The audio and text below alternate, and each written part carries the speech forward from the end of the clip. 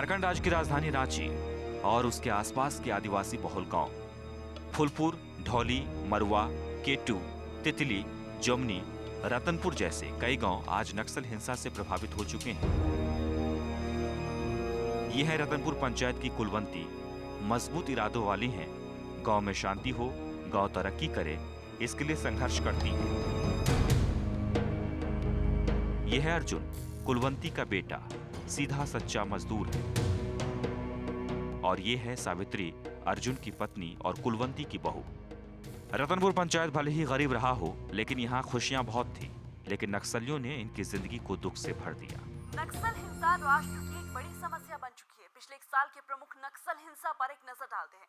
20 जून 2013 छत्तीसगढ़ के कोंडा गांव में पेट्रोलिंग कर रही पुलिस पर नक्सलियों ने हमला बोल दिया। एक जवान के साथ 3 अन्य लोगों की मौत हो गई। 2 जुलाई 2013 पाकुर एसपी अमरजीत बलिहार एक नक्सली हमले में मारे गए। उनके साथ 3 अन्य पुलिसकर्मी भी इस हादसे के शिकार हो गए। 3 सितंबर 2013 झारखंड में एक नक्सली हमले में सीआरपीएफ के कोबरा जवान की मौत हो गई। अगर सिर्फ छत्तीसगढ़ राज्य की बात करें तो पिछले 5 सालों में तकरीबन 700 लोग, जिसमें सुरक्षा कर्मी भी शामिल हैं, नक्सली हमले में मारे गए हैं। माओवादी नक्सली समस्या के समाधान के लिए प्रधानमंत्री के नेतृत्व में सर्वदलीय बैठक बुलाई गई है। उम्मीद है कि जल्द ही कोई ठोस राजनीतिक समाधान मिल जाएगा। झारखंड प्रदेश का रतनपुर गांव पूरी तरह नक्सलियों के प्रभाव में आ चुका है और ये सुरक्षा कर्मियों के लिए एक बड़ी चिंता का विषय है।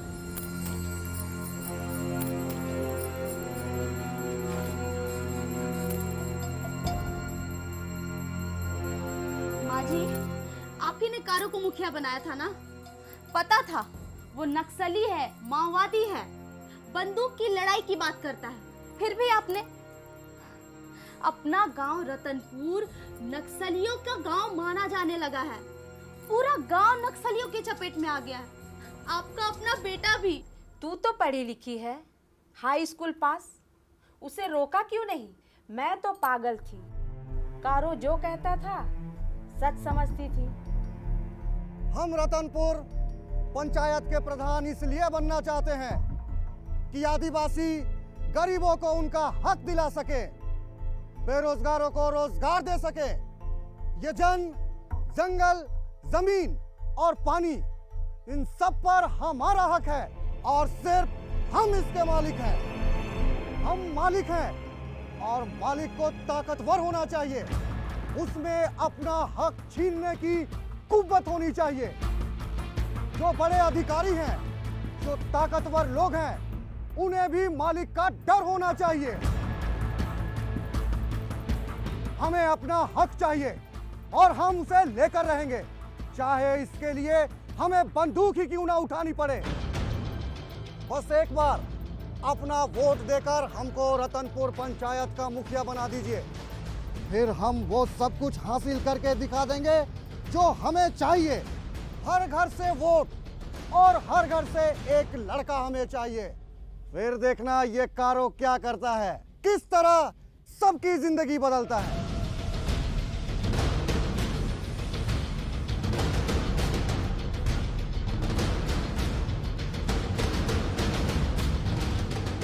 अर्जुन, हाँ माँ। कारो ने हर घर से एक वोट और एक लड़का मांगा है। मैं तुम्हें कारो को सौंपती हूँ। हम कारो के साथ क्या करेंगे? हमें तो काम ढूंढने शहर जाना है। अब जो करेगा कारो करेगा। उसने कहा है हम सब की जिंदगी बदल देगा। अभी अभी तो तुम्हारी शादी हुई है, तू घरवाली को छोड़ के क्यों जाएगा? कारो के पास ताकत है।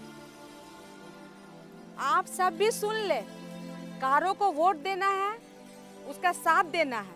वो कहता है कि ये जंगल, जमीन, पानी सब हमारा है, हम मालिक हैं और वो ये हक हमें दिलाएगा। आओ हमारे साथ, हम घर घर जाकर लोगों से कहेंगे कि कारो को वोट दें और उसे पंचायत का प्रधान बनाएं।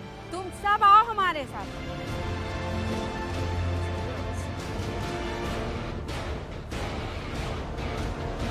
कारो अपने पंचायत का प्रधान बन गया, लेकिन लोगों की भलाई नहीं कर सका।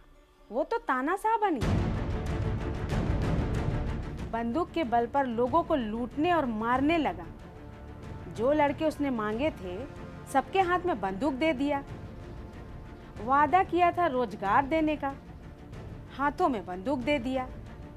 वादा किया था कि लोगों को उनका हक दिलाने का, उन्हें ही लूटने और मारने लगा। उसने तो दहशत फैला दी। पूरे गांव पर माओवादी नक्सली गांव होने का कलंक लगा बैठा। कारो बड़ा भारी ठग निकला। एक दिन मैं उससे सीधी बात करने गई। वो कुछ अनजान आदमियों के साथ था। मैं चुपचाप उनकी बातें सुनने लगी। आप जैसा चाहेंगे वैसा ही होगा। मैंने लड़कों के हाथों में बंदूक देकर उन्हें अपना गुलाम बना लिया। बस आप अपना वादा मत भूलिएगा।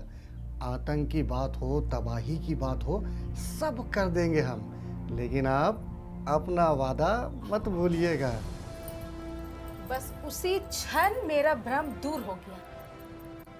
ये लोग ठग हैं, ये लोग हत्यारे हैं, इनका कोई ईमान धर्म नहीं है। तेंगना अभी भी यही समझता है उसका बेटा जोवन पुलिस के हाथों मारा गया है। कारो ने उसे खुद मारा है। ये माओवादी नक्सली पुलिस को मारते हैं, नेताओं को मारते हैं, निर्दोष जनता को मारते हैं, गरीबों को लूटते हैं, अपहरण करते हैं, फिरौती में धन इकट्ठा करते हैं। समाज और देश के लिए ये लोग बहुत बड़ा खतरा है। इनसे मुक्ति बहुत जरूरी है। माँ जी, आपने ही तो घर घर जाकर प्रचार करके कारो को प्रधान बनाया। आप एक बार फिर उनके बीच जाइए। लोग तो आपकी बात भी मानते हैं। आप उन्हें समझाइए कि कारो को पहचानने में आपसे गलती हो गई। सच में कारो देशद्रोही है, अपराधी है, दहशत फैलाने वाला आतंकवादी है, समाज और देश का दुश्मन है, माओवादी नक्सली है। ऐसा ही करूंगी, लेकिन हमारे मासूम निर्दोष लड़के उनके पास हैं। उन्हें भी उस नर्क से निकालना है। वो लोग वहां जाकर फंस चुके हैं। वहां से निकलेंगे तो पुलिस दबोच लेगी। कानून के नजर में सब अपराधी हो गए हैं। आपका बेटा भी। सब झूठे सपनों के शिकार हुए।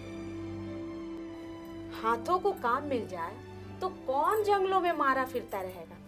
माँ जी, आप क्या करेंगी? बेटे से शुरुआत करूंगी।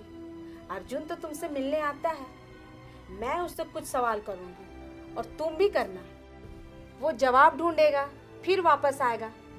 वो अकेला नहीं, सब साथ आएगा। बंदूक छोड़कर? हाँ। क्या ये इतना आसान है? बात समझ में आनी चाहिए। सब आसान हो जाता है। दिल से डर को भगाना है। अपनों को वापस लाने के लिए हिम्मत जुटानी है। कल कारो के लोग वसूली करने गांव आएंगे, वहीं उनका सामना करना है।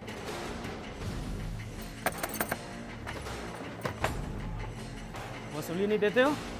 टैक्स नहीं देते हो तुम? हाँ, टैक्स नहीं देते हो? हाँ, चलो जल्दी करो। इस महीने की वसूली। एक बोरी चावल रखो। हमारे पास कुछ है ही नहीं, हम कहाँ से देंगे? जन अदालत में तुम्हारा क्या हाल होगा पता है? रोज रोज मरने से अच्छा है हमें तुम एक ही बार मार दो।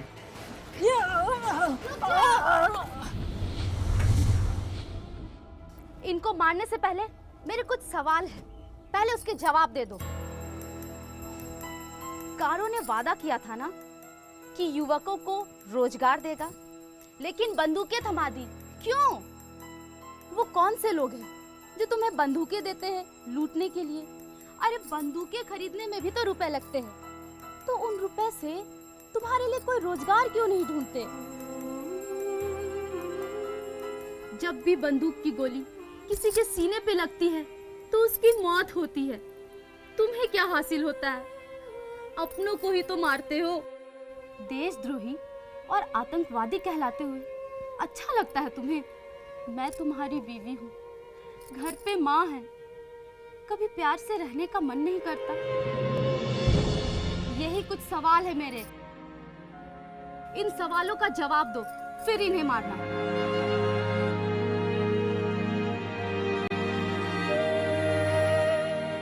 और अगर जवाब नहीं है तो जाओ, जाके कारो से पूछो। जवाब दो। आखिर बंदूक से तुम्हें क्या हासिल हुआ? किसका भला किया? तुम्हें कौन सा सुख मिला? जवाब दो। नहीं है ना जवाब? जाओ, जाकर कारों से पूछो जवाब।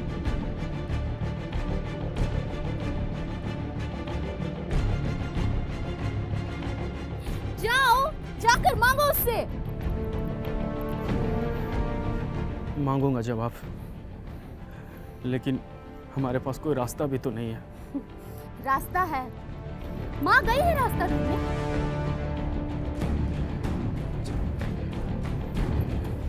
प्रीति जी, आप एक सामाजिक कार्यकर्ता हैं, पत्रकार हैं, बड़े बड़े लोगों तक आपकी पहुंच है। आप माओवादी नक्सलियों के बारे में लिखती रही हैं और कहती रही हैं। आप हमारी मदद कीजिए, हमारे गांव के नए उम्र के लड़कों को बचा लीजिए और रतनपुर गांव को नक्सली गांव कहलाने से मुक्त करा दीजिए। ऐसा हम भी चाहते हैं, सरकार भी चाहती है, लेकिन कैसे? कारों की ताकत बंदूक है और वो बंदूक हमारे बच्चों के हाथों में है।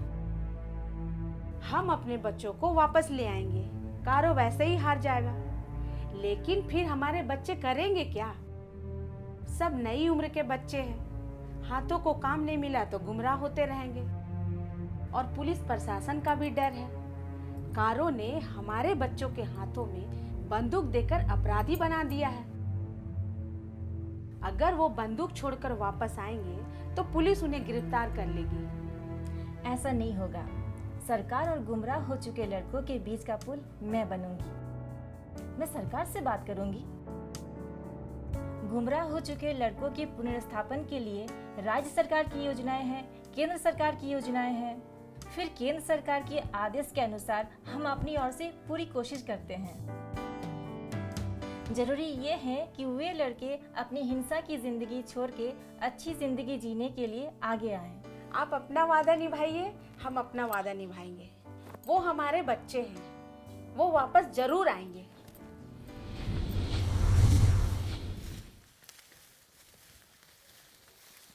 लोगों ने चंदा देना बंद कर दिया है।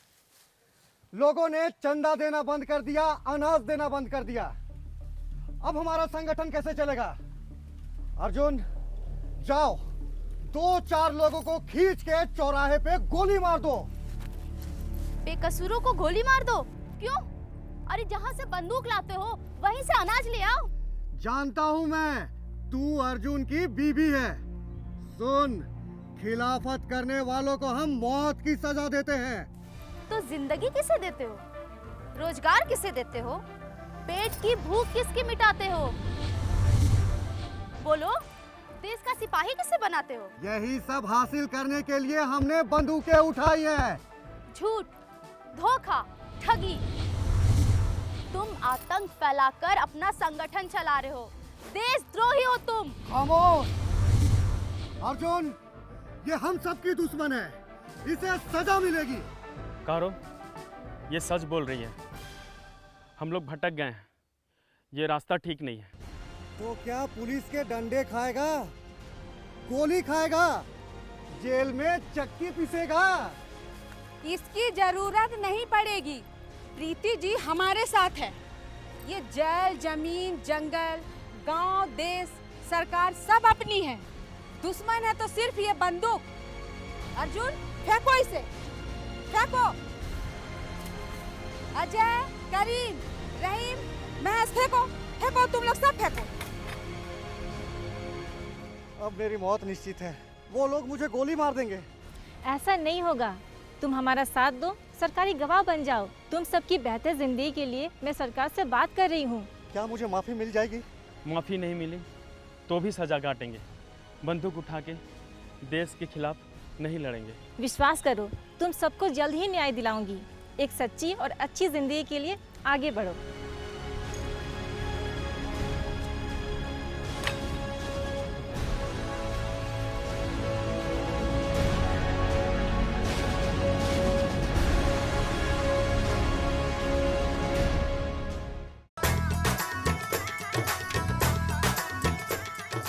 अब गांव रतनपुर, फुलपुर, ढौली, केटू, मरुआ, तितली, जमुनी और आसपास के इलाके नक्सली हिंसा से पूरी तरह मुक्त हैं।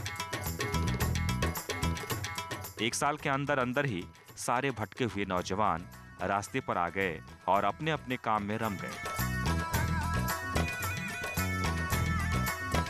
माओवादी नक्सली हिंसा एक समस्या है और इसका समाधान जो कुलवंती ने निकाला है वो कमाल है।